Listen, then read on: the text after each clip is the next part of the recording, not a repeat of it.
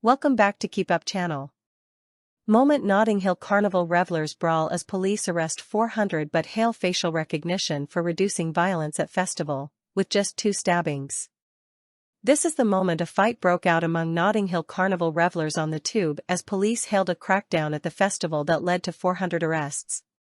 Footage filmed inside Baker Street Station shows a man in a brightly colored carnival costume scuffling with a group of other revellers.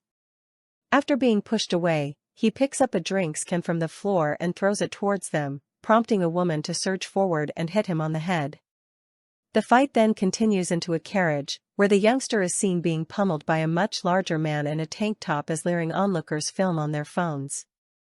As Europe's biggest street festival, Notting Hill Carnival attracts throngs of revellers in brightly colored festival costumes and features parades, steel bands and thumping sound systems. While drawing in around 1 million revellers, previous years have been hampered by outbreaks of violence, prompting a massive police operation to target wrongdoers. The Met Police said a total of 423 people were arrested across the 2 days, 223 on Monday, as well as 200 on Sunday, up from 349 last year, the highest total since 2019. There were 2 stabbings at the festival yesterday, but neither were said to have resulted in life-threatening injuries. Police claimed there were far fewer incidents of serious violence this year than last year, where the carnival saw 2 murders and 8 stabbings. Police said 52 of the total arrests took place following the use of facial recognition cameras that had been deployed to spot wanted individuals. The arrests included 32 for assaulting police officers, 46 for possession of an offensive weapon, 5 for robbery and 18 for sexual offenses. The force said last night, "The event is still in its latter stages and we are not being at all complacent, but we have seen far fewer incidents of serious violence than in recent years." Yesterday, 177 of the arrests took place at the event itself while 46 took place on the approaches to the event. On Sunday, 149 arrests took place at the carnival and 51 on the approach, according to the Met. Assistant Commissioner Matt Ward said, "This year we have proactively targeted those who have attempted to come to carnival to cause harm to others. We have used live facial recognition, knife arches, and our stop and search powers to identify and arrest more than 400 suspects. These arrests have prevented some of the serious violence we have seen at previous carnivals." It came after police were described as arresting people left, right and center as they sought to stamp out crime in the crowd yesterday.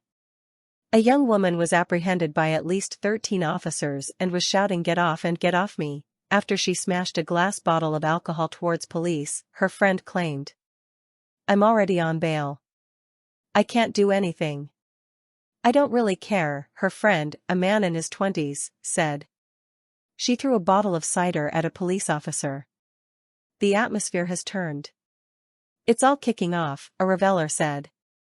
"They're arresting people left, right and center." Another young man was taken away by a number of officers, saying, "I have a medical card.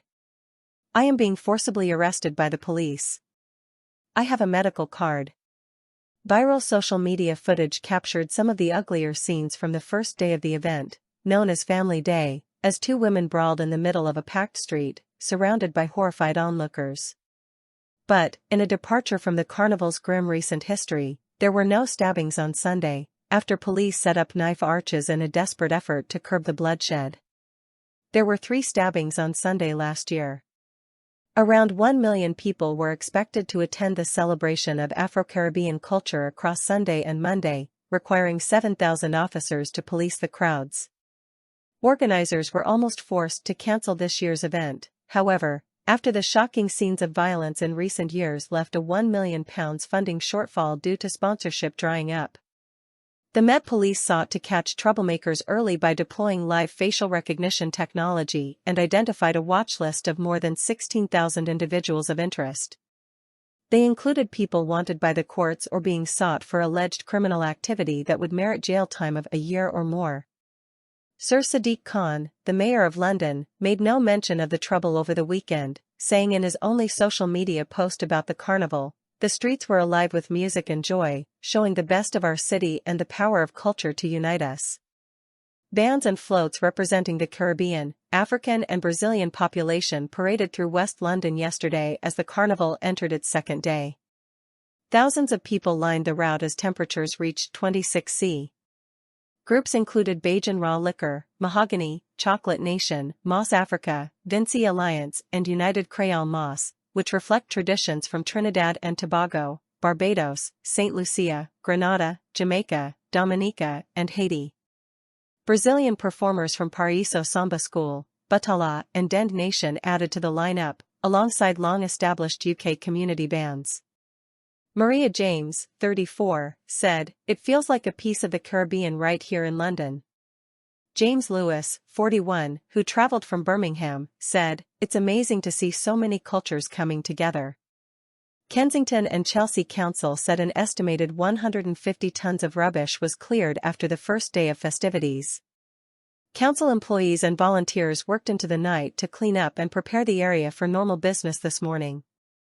It comes as police continue to search for a 14-year-old girl who went missing while trying to get the carnival. The youngster, whose first name is Shunai, left her home in Whiteleaf, Surrey on Sunday night. Last seen around 11:10 p.m., she is described as mixed race, 5 feet 5 tall, and of a large build with light brown hair which was in a bun. She was wearing a black jumpsuit with large headphones around her neck. She is believed to be in the London area. Officers are hoping for the public's help in finding Shunai. If you have any information as to her whereabouts, please contact police quoting PR/45250104179. Source: dailymail.co.uk. Please like, share and subscribe. Thank you for watching.